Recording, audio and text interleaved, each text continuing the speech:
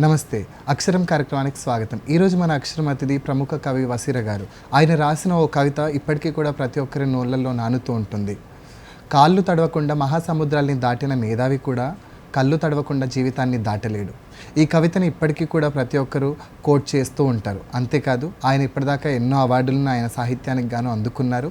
వాటిలో ప్రముఖంగా ఉన్నవి free verse front award, Garikapati award, Radheya పురస్కారాన్ని, ఉమ్మడిశెట్టి రాధేయ కవిత్వ పురస్కారాన్ని అందుకున్నారు. ఆయన ఇప్పటిదాకా 4 పుస్తకాలని ప్రచురించారు. లోహనది, మరో దశ, ఏనుగమ్మ ఏనుగు, సెల్ఫీ. ఈ పుస్తకాలు ఆయనకు ఎంతో పేరుని తీసుకొచ్చాయి. ఆయన ప్రతి పుస్తకానికి కూడా ఆయన రాసే ప్రతి కవిత్వం కూడా మోడర్న్ ట్రెండ్తో ఉంటుంది. ఈరోజు ఆయనతో మాట్లాడి ఆయన మాటల్లోనే ఆయన సాహిత్య ప్రయాణం గురించి తెలుసుకుందాం. నమస్తే వసీర గారు. నమస్తే సార్, ముఖ్యంగా ఈ రోజుల్లో కవిత్వం అంటే చాలామంది దూరంగా పారిపోతూ ఉంటారు, కొత్తగా వచ్చిన కొత్త తరం వాళ్ళు. మీరు చూస్తే కవిత్వం కోసమే దాదాపుగా 4 దశాబ్దాల ప్రయాణంలో 4 పుస్తకాలు వేశారు, కవిత్వం రాస్తూ ఉన్నారు. మనం కవిత్వంలో మీ సాహిత్య ప్రయాణం గురించి తెలుసుకునే ముందు మొదట మా ప్రేక్షకుల కోసం ఒక కవిత, లైబ్రరీ అనే కవిత నాకు ప్రతిసారి నేను లైబ్రరీ కవితను మళ్ళీ చదువుకుంటుంటాను. లైబ్రరీ అన్న కవితతో మన కార్యక్రమాన్ని మొదలు పెడదాం. లైబ్రరీ అనేది కేవలం పుస్తకాలు ఉన్న ఒక ప్లేస్ కాదు, గ్రంథాలయం అంటారు. అది కేవలం ఆలయం మాత్రమే కాదు, అదో సముద్రం. అదొక గొప్ప లైబ్రరీకి వెళ్ళి గ్రంథాలయంలో కూర్చుని ఒక పుస్తకాన్ని చదవడం అనేది గొప్ప అనుభూతి. అది మనం ప్రతి ఒక్కళ్ళు అనుభవిస్తూ ఉంటాం, అక్కడికి వెళ్ళి చదివిన వాళ్ళు అందరం. కానీ దాన్ని పట్టించుకోం మనం. నాకెందుకో ఈ అనుభవాన్ని మనం ఒక కవితగా రాయాలి అని అనిపించి రాశా. ఈ కవిత పేరు లైబ్రరీ. తెరచాపలక్కర్లేదు, పడవలక్కర్లేదు, నిజానికి అసలు ఇక్కడ నీళ్లే లేవు, అయినా మనం కెరటాల మీద షికారెళ్ళవచ్చు. తెరచాపలక్కర్లేదు, పడవలక్కర్లేదు, నిజానికి అసలు ఇక్కడ నీళ్లే లేవు, అయినా మనం కెరటాల మీద షికారుకి వెళ్ళవచ్చు. రియాక్లోంచి సూర్యుడిని 2 చేతుల్లోకి తీసుకుని ఒళ్ళో కూర్చోబెట్టుకుని లాలించవచ్చు. రియాక్లోంచి సూర్యుడిని 2 చేతుల్లోకి తీసుకుని ఒళ్ళో కూర్చోబెట్టుకుని లాలించవచ్చు. అతను చెప్పే అగ్ని కబుర్లలో తలకాయ ముంచి రాసుకోవచ్చు. అక్షరం చిటికెన వేలు పట్టుకుని ఆకాశమంతా తిరిగి రావచ్చు. అక్షరం చిటికెన వేలు పట్టుకుని ఆకాశమంతా తిరిగి రావచ్చు. పుస్తకాల చంకనెక్కి కూర్చుని చందమామ ముంగుర్లతో ఆడుకోవచ్చు. నక్షత్రాల ముక్కు పొడకలను ముట్టుకుని మురిసిపోవచ్చు. తినడం రాని చిన్నపిల్లాళ్ళ నేనిక్కడ పేజీల్లోని ఆలోచనల్లో మునివేళ్లు ముంచి నాకుతాను. తినడం రాని చిన్నపిల్లాళ్ళ నేనిక్కడ పేజీల్లోని ఆలోచనల్లో మునివేళ్లు ముంచి నాకుతాను. అక్షరం మామిడి పండుని చీకడం రాక మూతి నిండా చేసుకుని ఒళ్ళంతా ఒలకపోసుకుంటాను. వేధించే స్నేహితుళ్ళ వెళ్ళిపోదామని హెచ్చరిస్తూ చేయిగిల్లే వాచీముల్ని విసుక్కుంటాను. నా చిన్ని మనసులో ఇంత బంగారం కూరుకోలేక దురాశతో పేజీల మీద పడి పిచ్చెక్కినట్టు దొర్లుతాను. వండర్ఫుల్ సార్, చాలా అద్భుతమైన కవిత. అంటే లైబ్రరీ అందరు చూస్తుంటారు, కానీ దాన్ని ఇలా కవిత్వ వస్తువుగా తీసుకొని కవిత్వాన్ని సృష్టించవచ్చు అన్న ఆలోచన చాలా కొందరికే వస్తుంటుంది. మీ బాల్యం ఏదైతే ఉందో, పుస్తకాలు కావచ్చు, లైబ్రరీ కావచ్చు, అసలు మీ బాల్యం ఎలా గడిచింది? పుస్తకాలతో ఉన్న మీ అనుబంధం చెప్పండి. నా బాల్యంలో ఏ పుస్తకాలు చదవలేదు. నేను ఎక్కువ తిరిగేవాడిని. తిరగడం అంటే మా ఊర్లో 3 వైపుల నుంచి గోదావరి ప్రవహిస్తూ ఉంటుంది. ఒకవైపున సముద్రం ఉంటుంది. మా ఊర్లో ఎక్కడ చూసినా అరటి తోటలు, కొబ్బరి తోటలు, వరి పొలాలు, ఇలా పచ్చగా ఉంటుంది. కాటందర పుణ్యం వల్ల పంట కాలువలు, ఎక్కడ చూసినా పంట కాలువలు ఉంటాయి, పెద్ద కాలువలు ఉంటాయి, రహదారి పడవలు వెళ్ళే కాలువలు ఉంటాయి. ఈ చక్కటి రమ్యమైనటువంటి ప్రకృతి సౌందర్యం మధ్య నేను పెరిగాను. ఈ ప్రకృతి నాకు తెలియకుండానే ప్రభావితం చేసింది, నాలో ఒక కవిని తయారు చేసింది. అప్పుడు నాకు ఆ సంగతి తెలియదు. నేను కథలు, చందమామ, బాలమిత్ర, బొమ్మరిల్లు ఇలాంటి పిల్లల కథ, నేను పిల్లాడినే కాబట్టి అప్పట్లో పిల్లల కథల పుస్తకాలన్నీ క్రమం తప్పకుండా చదివేవాడిని. నాకు పురాణ కథలు అంటే చాలా ఇష్టం. మా తాతయ్య గారు నన్ను ఒళ్ళో కూర్చోబెట్టుకుని పురాణాలకు సంబంధించిన కథలు చెప్తూ ఉండేవారు. అవి నా మనసు మీద బ్రహ్మాండమైన ముద్ర వేసేవి. అలాగే మా ఊరు గుళ్ళో పురాణ పఠనం కార్యక్రమం ఉండేది. ఎక్కడెక్కడ పండితులు వచ్చి గుళ్ళో పురాణం చెబుతూ ఉండేవారు. ఆ పురాణాలు విని నా ఇమాజినేషన్ ఫైర్ అయ్యేది, స్పార్క్ అయ్యేది. అటువంటి ఒక చక్కటి ఊహా ప్రపంచంలో పెరిగాను నేను. అయితే నాకు 18 ఏళ్ళు వచ్చే వరకు దాదాపు కవిత్వం రాయలేను నేను. మా ఊళ్ళో నాకు ఒక మిత్రుడు ఉండేవాడు, పెమ్మరాజు విజయరామచంద్ర అని. ఆయన ఇప్పుడు ప్రముఖ కథకుల్లో ఒకడు.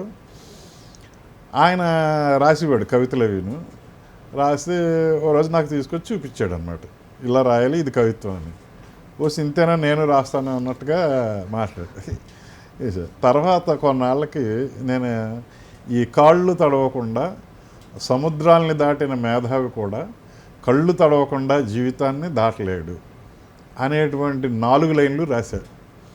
ఇది ఇంచుమించు నా మొదటి కవిత లాంటిది. అంతకుముందు రఫ్ నోట్స్ లాంటివి రాసినా కూడా ఇది ఫస్ట్ పోయం లాంటిది. నేను నా కాలేజీ నోటు పుస్తకంలో ఈ 4 లైన్లు రాసుకుంటే పెమ్మరాజు గోపాలకృష్ణ అని ఒక మిత్రుడు, ఆయన మొత్తం 2 రాష్ట్రాల్లోనూ తిరిగాడు. ఇప్పుడు 2 రాష్ట్రాల్లో, అప్పుడు ఉమ్మడి రాష్ట్రం మొత్తం తెలంగాణ, ఆంధ్ర 2 తిరిగేవాడు ఆయన. 2 రాష్ట్రాల్లో ఆయన స్వయంగా కవి, 2 రాష్ట్రాల్లో ఉన్న కవుల్ని కలిసేవాడు. వాళ్ళకి నేను రాసిన కవితలు వినిపించేవారు. ఇక్కడ మన తెలంగాణలో నందిని సిద్ధారెడ్డి గారు, గుడిహాళం రఘునాథం గారు, ఇలాగ ఇక్కడ కవులు ఉండేవారు. వీళ్ళు రాసిన కవితలు మాకు వినిపించేవారు. ఆయన ఒక కవిత్వ వారధిగా ఉండేవారు. శివారెడ్డి గారు ఆయన్ని సంచార కవి అని సంబోధించేవారు అన్నమాట. ఆయన నన్ను బాగా ప్రభావితం చేశారు. నేను రాసిన నోటు పుస్తకాన్ని యాక్సిడెంటల్గా చూసి ఈ 4 లైన్లు మంచి కవిత్వం రా అని చెప్పారు. నేను కూడా ఆశ్చర్యపోయాను, అది కవిత్వం అంటేను. ఆ తర్వాత ఆయన ఏం చేశారంటే ఒక తెల్ల కాగితం తీసుకొచ్చి దాని మీద ఆయన బాపు రైటింగ్లో బాగా రాస్తారు అన్నమాట. బాపు రైటింగ్లో ఈ 4 లైన్లు రాసి ఒక కవర్లో పెట్టి ఆంధ్రజ్యోతికి పోస్ట్ చేశారు. ఆంధ్రజ్యోతిలో అది పంపిన 3-4 రోజులకే పబ్లిష్ అయిపోయింది. పబ్లిష్ అయిపోతే నేను ఇంకా నా ఆనందానికి అంతులేదనమాట. అది నా పబ్లిష్ అయిన తొలి కవిత. ఆ తొలి కవిత నుంచి పెమ్మరాజు గోపాలకృష్ణ అని నాతో ఉన్నారు. అందుకే ఈ లోహనది పుస్తకం ఆయనకి అంకితం ఇచ్చా.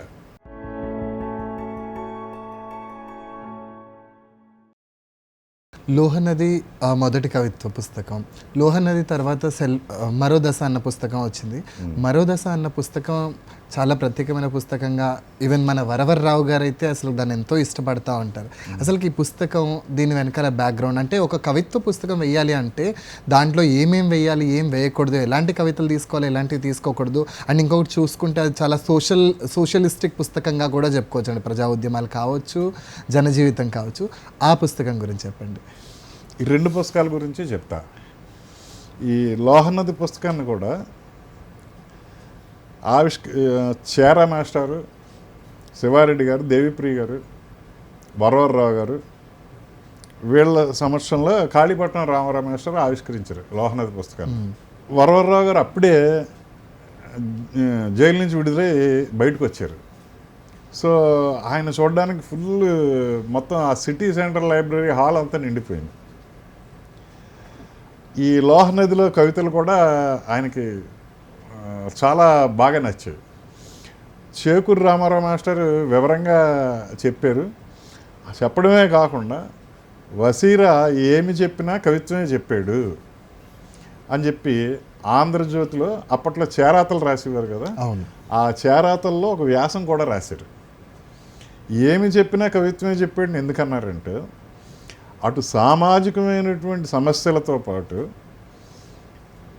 ప్రకృతికి సంబంధించినటువంటి నందివర్ధనం చెట్టు, ఆవు తోక, ఇటువంటి సామాజికేతర అంశాలు, సున్నితమైన జీవితంలో లైబ్రరీ, జీవితంలో సున్నితమైనటువంటి డైలీ లైఫ్లో జరిగే అంశాల మీద కూడా వసీరా కవిత్వం చెప్పాడు. సో ఈ రెండు అంశాలని ఆయన సమన్వయిస్తూ వసీరా ఏమి చెప్పినా కవిత్వమే చెప్పాడు అన్నారు. లోహ నదిలో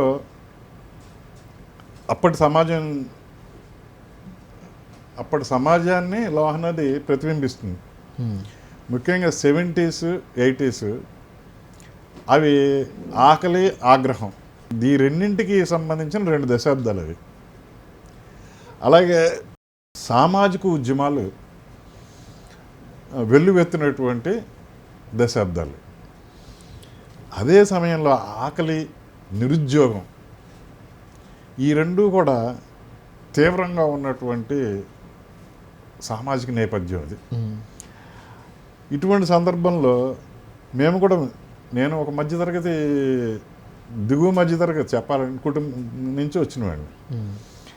నేను ఆకలిని, దుఃఖాన్ని, నిరుద్యోగాన్ని, వీటిలన్నింటినీ కూడా అనుభవించినవాడిని.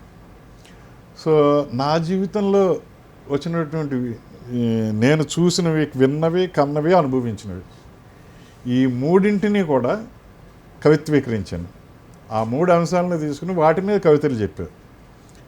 ఆకలి ఉంది, జీర్ణ కోసం గోడల్లో జర్రి పిల్లల్ని పెడుతుంది అనే లైన్లు రాశా ఆకలిలో. ఆకలి అనేది కంటికి కనిపించదు, ఒక అమూర్తమైనది, అది అనుభవించేవాడికి తప్ప తెలియదు. కానీ అది అవతల వాడికి చెప్పేటప్పుడు దాన్ని ఒక ఇమేజెస్లోకి మార్చాలి. ఆ విధంగా అమూర్తమైనటువంటి ఆకలిని మూర్తమైనటువంటి ఇమేజెస్లో చెప్పడానికి ప్రయత్నించాడు.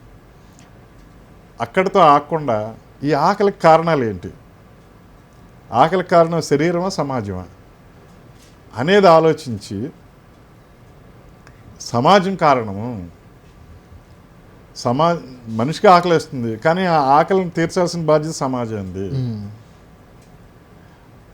సమాజం ఆ బాధ్యతను వదిలేసినప్పుడు మనిషి బాధపడతాడు అనేటువంటి ఒక సామాజికమైనటువంటి దృక్పథం తోటి ఆకలిని చెప్పడం జరిగింది. అలా ప్రతి కవితని కూడా ఒక సామాజికమైనటువంటి దృక్పథంతో చెప్పాను.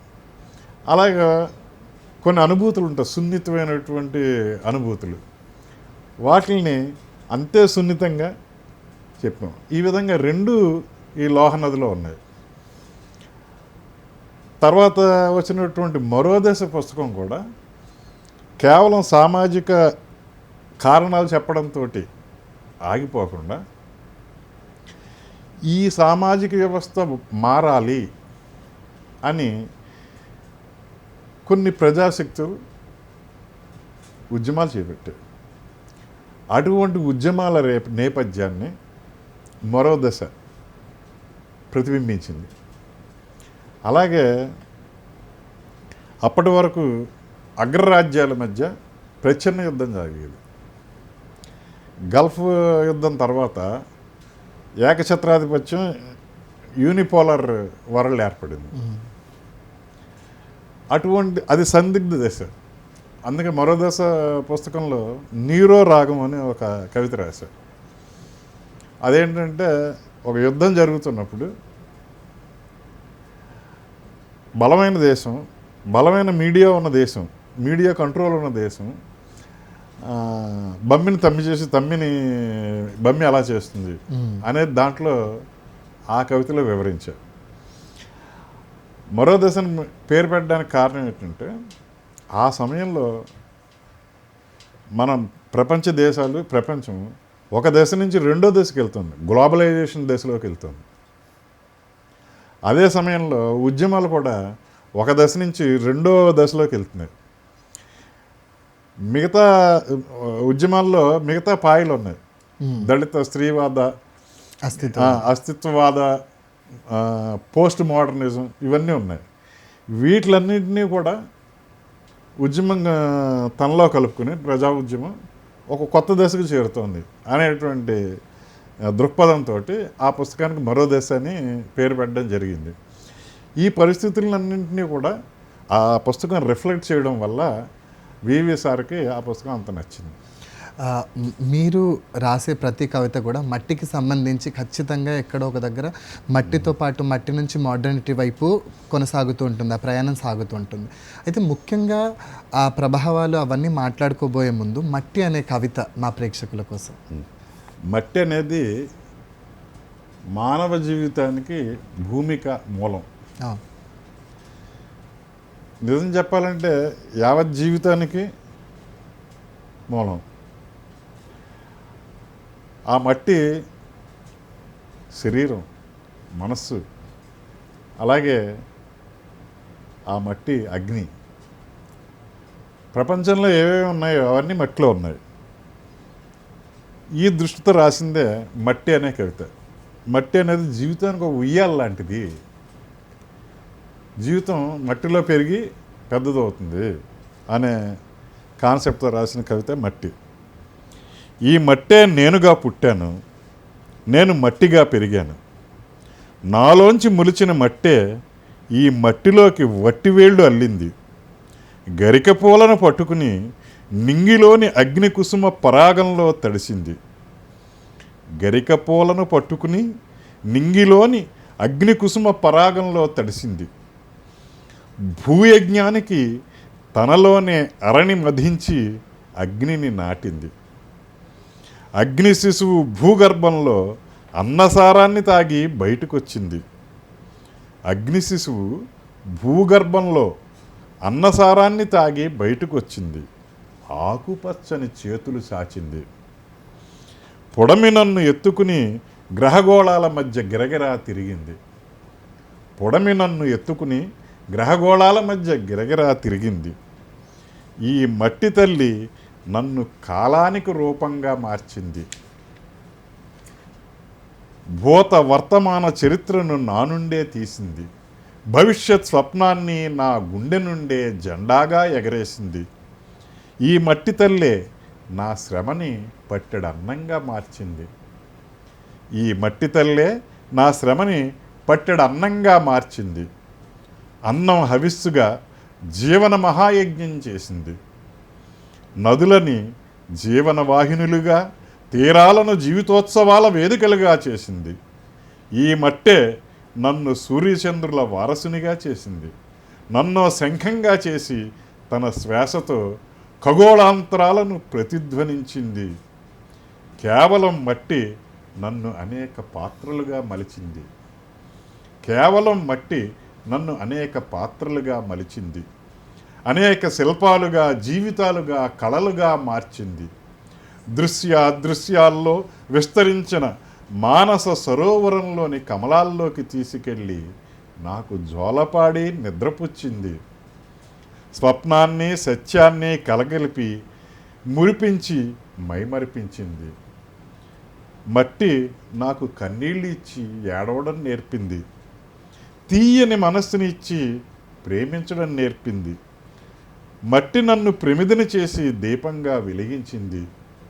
మట్టి నాలో అగ్నిబీజం నాటి కాలవృక్షం మీద నాతో కోతి కొమ్మచ్చులాడింది. పిడికెడు మట్టి పట్టెడు అన్నం నాతో కలిసి రూపాలు మారి విశ్వదర్శనం. పిడికెడు మట్టి పట్టెడన్నం నాతో కలిసి రూపాలు మారి విశ్వదర్శనం. పిడికెడు మట్టి పట్టెడన్నంలో ప్రాణశక్తిని నేనే. రసమయంలోని సారాలు మార్చే మారని సారాంశం నేనే.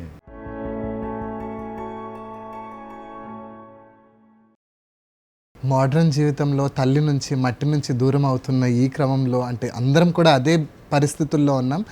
ఈ పరిస్థితిలో ఈ కవిత వినడం చాలా కొత్తగా ఊరికి వెళ్ళి వచ్చినట్టు అనిపిస్తూ ఉంది. వసీర గారు, ముఖ్యంగా మీరు రాసే కవితల్లో ప్రకృతికి సంబంధించి, తర్వాత మైథలాజికల్ స్టోరీస్ ఏవైతే ఉంటాయి, అంటే క్రిస్టియానిటీ కావచ్చు, హిందూయిజం కావచ్చు, మానవతావాదం కావచ్చు, ఇవన్నీ కూడా వస్తుంటాయి. అయితే నాకు ఆశ్చర్యం వేసిన విషయం ఏంటంటే, మీ తరం వాళ్ళు ముఖ్యంగా రాసేటప్పుడు ఒకలాంటి ధోరణి ఉంటే, మీ కవిత్వంలో మాత్రం మోడ్రన్ టింట్, ఆ మోడర్నిటీ అనేది చాలా విస్తృతంగా ప్రతి కవితలను ఫలిస్తుంది. దానికి ఏమైనా ప్రత్యేక కారణం ఉందా? ప్రత్యేక కారణము ఉంది. నేను మిగతా కవుల్లాగా, చాలామంది కవుల్లాగా ఒక వస్తువుని తీసుకుని దాన్ని కవిత్వంగా మలుస్తాను. నేను ఒక రాజకీయ దృక్పథంతో వస్తువును చూసి దాన్ని కవిత్వంగా మలుస్తాను. ఆ రాజకీయ దృక్పథం ఏంటంటే, సామాజిక మార్పును కోరుకునేది, సామాజిక నేపథ్యాన్ని చూసేది, ఒక సమస్యకి మూలం ఏంటి అనే దృక్పథంతో కవిత్వం రాస్తాం. అదే సమయంలో మన పురాణాలు కానీ, జానపద కథలు కానీ, వీటిల్లో ఉండేటువంటి ఊహాశక్తి అది ఎవరినైనా మంత్రముగ్ధుల్ని చేస్తుంది. మన వాళ్ళు మిస్ అవుతున్నారు, కానీ ఇప్పటి వాళ్ళు అవి చదివితే వాళ్ళ మనసు ఇంకా వికసిస్తుంది అనేటువంటి నమ్మకం నాది. ఇవి నా ఇమాజినేషన్ని స్పార్క్ చేయడం, వికసించడానికి దోహదం చేశాయి. అదే సమయంలో నేను ఆధ్యాత్మిక గ్రంథాలని కానీ, ఆధ్యాత్మికతను కానీ తిరస్కరించలేదు. వాటిని కూడా చదివాను. అన్ని దారులు కూడా ఒకే గమ్యానికి చేరతాయి. రామకృష్ణ పరమహంస ఉన్నారు. ఆయన కాళీమాత భక్తుడు అయినప్పటికీ ఆయన క్రైస్తవ పద్ధతిలో కార్యాచరణ చేశారు. అలాగే ఇస్లాం తీసుకుని ఇస్లాం పద్ధతిలో భగవదారాధన చేశాడు. ఇలా ఇంకో మతం తీసుకుని చేశాడు. ఆయన స్వానుభవంతో చెప్పింది ఏంటంటే, all road leads to one God. ఒక్క డిఫరెంట్ రిలీజన్స్, డిఫరెంట్ మార్గాలు, వేరు మతాలు, వేరు మార్గాలు, కానీ అవన్నీ వెళ్ళేది ఒకే భగవంతుడి దగ్గరికి. నేను ఆ భగవంతుని చూశాను అని చెప్పారు. నేను అటువంటి అనుభూతిని పొందకపోవచ్చు, కానీ ఆయన చెప్పిన మాటలు ఉన్నాయి, సత్యం అని నమ్ముతాను. అన్ని మార్గాలు ఒక గమ్యం వైపు వెళ్తాయి అనేది నమ్ముతాను. ముఖ్యంగా మీరు పాత్రికేయ వృత్తిలో ఉన్నప్పుడు చాలా రకాల అంశాలు మీ దగ్గరకు వస్తుంటాయి, చాలా రకాల విషయాల్ని చూస్తుంటారు, వాటికి ప్రేరణ పొంది మీరు కవితలు కూడా రాస్తూ ఉంటారు. సో అలా మీరు పాత్రికేయ వృత్తిలో ఉన్నప్పుడు సాహిత్యం వైపు, అంటే లైక్ రెండు బ్యాలెన్స్ చేసుకోవడం అనేది చాలా పెద్ద సమస్య. ఈ రోజుల్లో అయితే చాలా పెద్ద సమస్య. మరి మీకు ఎలాంటి సమస్యలు ఎదుర్కొన్నారు? అసలు ఈ పాత్రికేయ వృత్తి మీకు ఎలా పనికొచ్చింది? ఈ పాత్రికేయ వృత్తి ఒక రకంగా వరం, ఒక రకంగా శాపం. వరం ఎలాగంటే, ఈ వృత్తి వల్ల మనం ఎక్స్పోజ్ అవుతాం.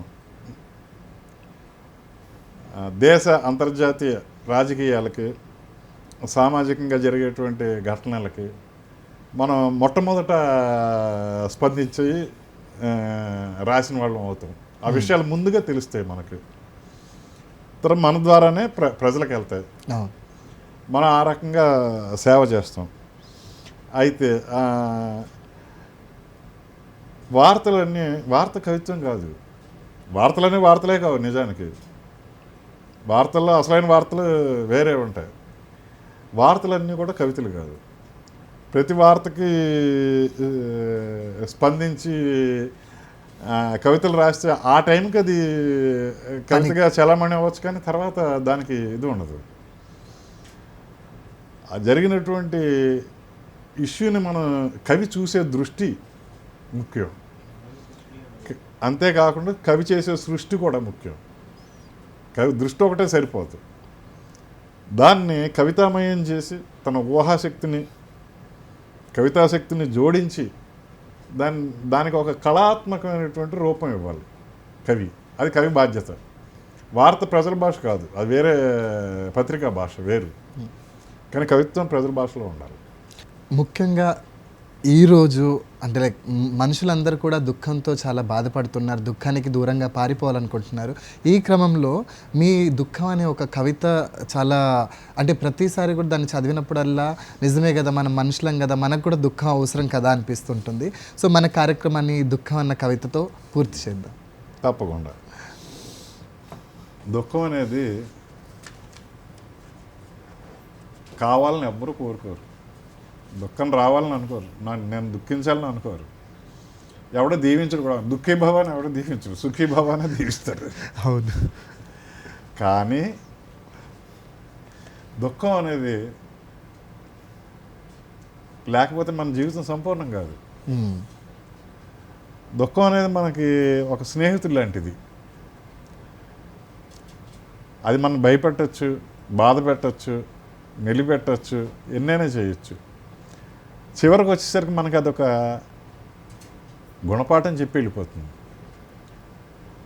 అదొక తర్వాత ఆ కాలం, దుఃఖకాలం గడిచిపోయిన తర్వాత మనకి అదొక గుణపాఠాన్ని చెప్పి మనం దాటినటువంటి ఒక అనుభవాన్ని మనకి ఇస్తుంది. ఒక కాలువని మనం దాటుతాం. అవును. కాలువని దాటుతున్నప్పుడు మనకి ఇలా గోదావరిని దాటుతున్నప్పుడు మనకు భయం వేస్తుంది గోదావరి నది చూసి.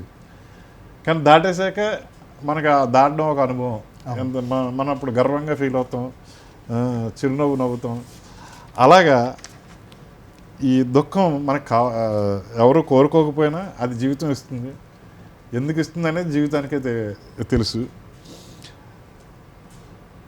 ఎంతమందిని జయించిందో ఏమో మా చెడ్డ గర్వంగా నా మీదకి లంఘిస్తుంది దుఃఖం. సాచి లెంపకాయ కొడతాను, కళ్ళు తిరిగి నా కాళ్ళ దగ్గర కూలబడుతుంది.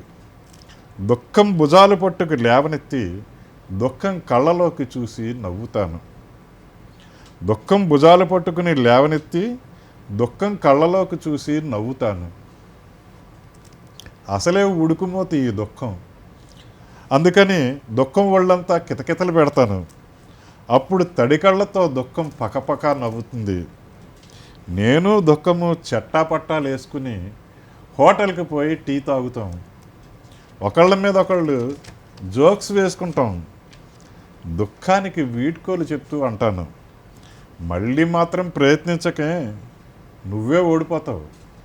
కానీ ఆ సాటి వాళ్ళు కష్టాల్లో ఉన్నప్పుడు నేను మనిషినని గుర్తు చేయడానికి తప్పనిసరిగా నా దగ్గరికి రా, నన్ను సాచి లెంపకాయ కొట్టి మనిషిని చెయ్యి.